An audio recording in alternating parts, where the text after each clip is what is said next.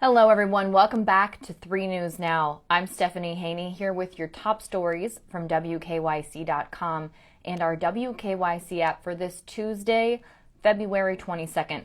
We start with an update from the White House. The White House is now referring to the situation in Ukraine involving Russia as an invasion. Now, this is important because this is something that the White House was hesitant to do before, because the Biden administration had said that if it did rise to the level of an invasion, that would trigger sanctions, and that's where we are today. When President Joe Biden addressed the U.S. today, he said that the U.S. is ordering heavy financial sanctions against Russian banks and oligarchs, and they are saying that Moscow has flagrantly violated international law by invading Ukraine, there again using that invasion language. President Biden said that none of us will be fooled by Russian President Vladimir Putin's claims about Ukraine, and he has said that more sanctions will be on the way if Putin does move further into Ukraine, whether that be further in, more troops. That's unclear at the moment. Now, he also said that President Biden will be moving additional U.S. troops to the Baltic states. That's on NATO's eastern flank that's bordering Russia, to have more of a U.S. presence in the area. Today, President Joe Biden joined the 27 European Union members who unanimously agreed today that they will also be levying sanctions against Russian officials over these actions that are happening in Ukraine. So, what's happening in Ukraine? Let's get you put back up to speed. Russian lawmakers on Tuesday authorized President Putin to use military force outside of the country. This is significant because this could be a precursor to a broader attack on Ukraine. Now, before Tuesday, the U.S. had taken the stance that an invasion was already in the initial steps of being underway. Several European leaders said that Russian troops rolled into rebel-held areas in eastern Ukraine. Now, the language that's being used about these areas is also conflicting in some cases. Putin of Russia has recognized what he is calling their independence and what he is calling pro-Russian areas of Ukraine. Now, it's unclear how large the deployment is of the military from Russia that are in those rebel-held areas of Ukraine. Now, Ukraine and its Western allies have long said that Russian troops were fighting in that area, but that is something that Russia has denied. So what happened was, in Russia, members of the upper house, which is called the Federal Council, voted unanimously to allow Putin to use that military force outside of Russia. This is effectively formalizing a Russian military deployment to those areas in Ukraine. Now, this is where an 8-year conflict has killed nearly 14,000 people in this area. Here's what Putin has said that he wants in order to stop what could be an international crisis. He says he wants international recognition of Crimea as part of Russia. That's something that he moved towards annexing back in 2014. He also wants an end to Ukraine's bid to join NATO and to stop any weapons shipments to that area. Now, here in the U.S., along with Western allies, they say that Russia's annexation of Crimea is a violation of international law and have previously completely rejected permanently barring Ukraine from the NATO alliance. So the next logical question is, how do people in Ukraine feel about Putin's actions? Our Lydia Aspera talked with someone who's familiar with the area. It's Steve Olowick. He's a retired U.S. Army colonel, and he's an expert in Eastern Europe and the Middle East. He spent time in Russia, and he says that many Ukrainians, especially those in Crimea, are actually okay being under Russian rule. He said, you'll notice there wasn't any fighting when Crimea was taken over in 2014. Now, according to this Steve Olowick, he says that a third of Ukrainians are in line with Russia and they speak Russian. And there are Ukrainians that don't mind seeing Russia have more influence in Ukraine. Olowick told 3 News' Lydia Aspara in a recent interview that Ukrainians will suffer, and it is a difference of opinion because of their proximity to Russia. That Ukrainians do suffer from a difference of opinion. So it's not by any means a consensus in Ukraine how they feel about more influence and more control from Russia. Olowick said that Putin, however, is all about Russian interests, and at the moment, he says, Russia seems to want to keep NATO out of that region. So that could be what is fueling all of this, and to keep the Western world as far away as possible. And while Ukrainians and Russians will both suffer consequences in any type of conflict, Olowick says this is about Russian interests.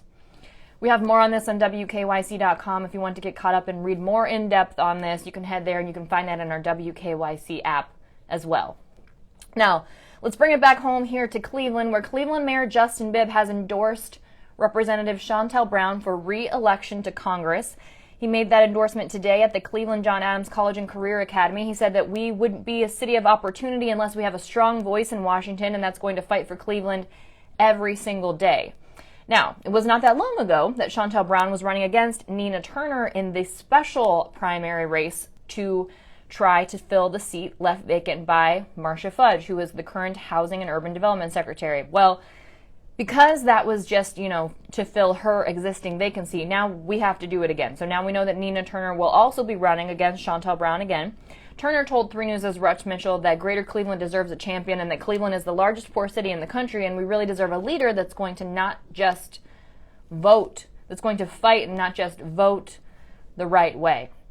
The next primary here in Ohio is set for May 3rd. That's a bit complicated, though, because we are still waiting on voting district maps that have not yet been approved by our Ohio Supreme Court. So right now, scheduled for May 3rd, there's a lot of conflict there on that redistricting commission, and at one point, representatives on the Ohio Supreme Court had responded to the concern about the primaries and had said, well, the legislature sets the primaries, and if they have to, they can change the date of those primaries. So we look forward to seeing what happens in all aspects, not only in that race, but also with the voting districts here in the state of Ohio, something that's definitely being watched on the national stage.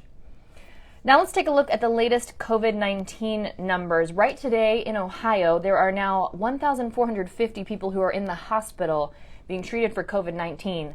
Out of those people, 286 of them are being treated in an intensive care unit. The total number of deaths related to COVID-19 here in Ohio is now at 36,267. We did see an increase in new cases in the past 24 hours. That number today is at 1,369 new COVID-19 cases.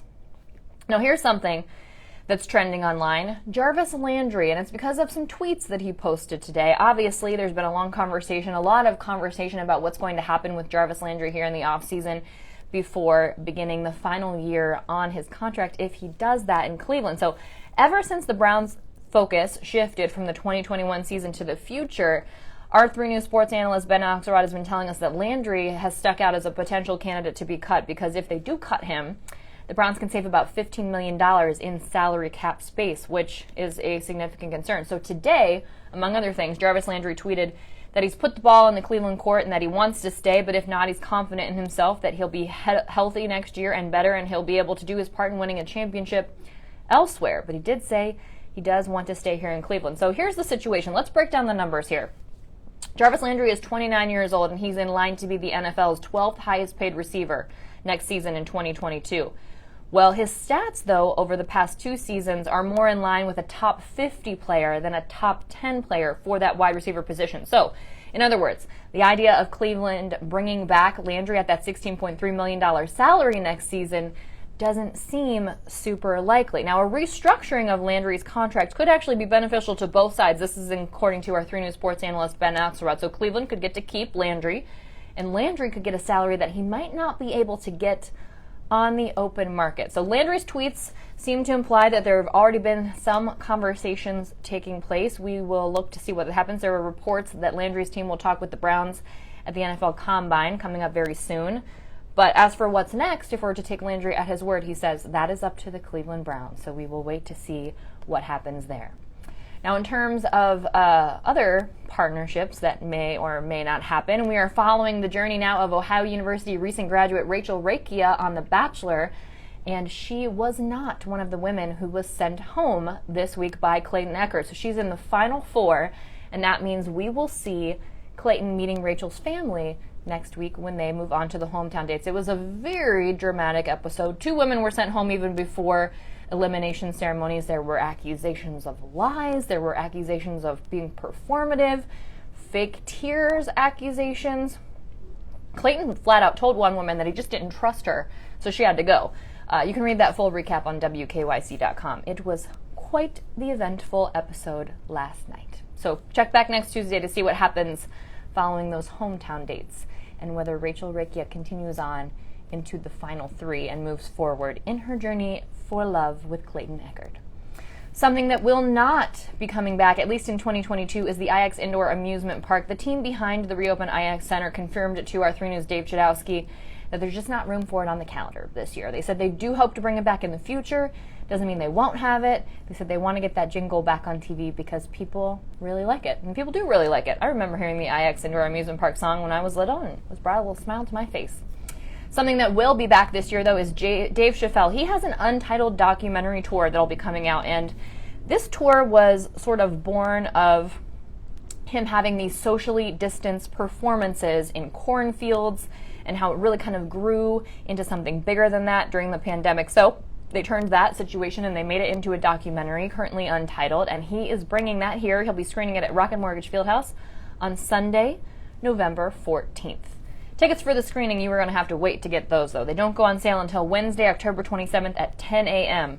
So put that in your calendar if that's something that you're interested in checking out, because that is quite a ways off. A little closer, though. John Mulaney is coming to Cleveland. The ticket purchase date is a little closer anyway. He'll be here in September at Rocket Mortgage Fieldhouse on September 23rd. Now, John Mulaney is one of the a former head writer, for Saturday Night Live, and he is coming to Cleveland with his From Scratch tour. That will be, as I said, on Friday, September 23rd. You can get those tickets this Friday, February 25th at 10 a.m. There's a link on WKYC.com for that. And if you're a big John Mulaney fan, he will become a 5-time host of Saturday Night Live this weekend. So this Saturday, February 26th, right here on 3, you can see John Mulaney join the 5-Timers Club, which SNL has made a big deal about for other hosts in the past. Okay, that's it for your 3 News Now update today for Tuesday, February 22nd, 2022. Today is a real Tuesday, 2/22/22. So celebrate, I guess, however you would do that with all of those twos, because it's not going to happen again in our lifetime, because it's not going to happen again for 200 years. So enjoy your Tuesday. I guess celebrate things that come in pairs. I don't know. Let me know what you do. I'll see you back here tomorrow for more 3 News Now.